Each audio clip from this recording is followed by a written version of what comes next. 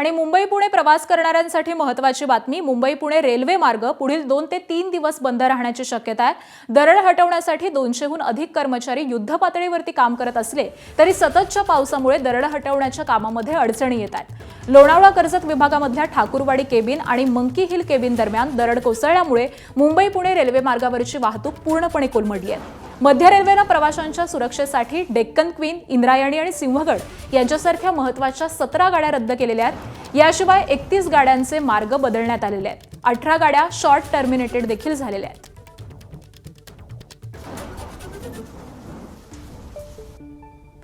आणि मुंबई पुणे एक्सप्रेसवेवरून आमचे प्रतिनिधी नाझीम मुल्ला सध्या आपल्या सोबत आहेत। नाझीम, कालची परिस्थिती आपण पाहिलेली होती। मुंबई पुणे एक्सप्रेसवे पूर्णपणे ठप्प झालेला होता।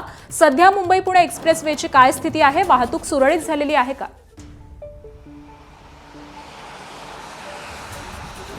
पुणे मुंबई लोहमार्ग हा गेली 28 तास बंद असला, ठप्प असला तरी एक आनंदाची बातमी पुणे मुंबई प्रवास करणाऱ्यांसाठी आहे। कारण पुणे मुंबई द्रुतगती मार्ग जो आहे तो या ठिकाणी अखेर खुला झालेला आहे। काल आपण बघितलेलं होतं की पहाटे 4 वाजता पुणे मुंबई मिसिंग लिंकवरती दरड कोसळलेली होती। आणि इतकंच नव्हे तर हा जो आत्ताचा मार्ग आहे या मार्गावरती ठिकठिकाणी पाणी साचलेलं होतं। कारण माझ्या डाव्या बाजूला मी दाखवू इच्छितो की इकडं सगळा हा सह्याद्रीच्या पर्वतरांगा आहेत आणि या सह्याद्रीच्या पर्वतरांगातून बरंच पाणी वाहत आलं, राडारोडा वाहत आला, दगड, धोंडे, माती असं सगळं वाहत आलं। आणि याच ठिकाणी काल ट्रॅफिक होतं, वाहनांच्या रांगा होत्या, कारण इथं सगळा राडारोडा जो आहे तो झालेला होता आणि हा राडारोडा मध्यरात्रीत सगळा हटवण्यात आलेला आहे। त्यामुळं दोन्ही बाजूची वाहतूक जी आहे ती ज्या पद्धतीनं द्रुतगती महामार्गावरती अपेक्षित असते तशी सुसाट वेगाने आत्ता या ठिकाणी सुरू आहे।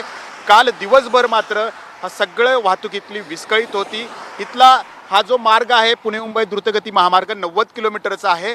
तो मावळ आणि रायगड या निसर्गाच्या सानिध्यातून जातो। त्यामुळे इथला निसर्ग जो आहे तो नेहमीच या पर्यटकांना आकर्षित करतो। परंतु काल याच निसर्गाचा बरोबर आहे, त्यामुळे काल हा मार्ग पूर्णपणे ठप्प होता। मात्र आता हा मार्ग सुरू करण्यात आलेला आहे। धन्यवाद नाझीम या सविस्तर माहितीसाठी।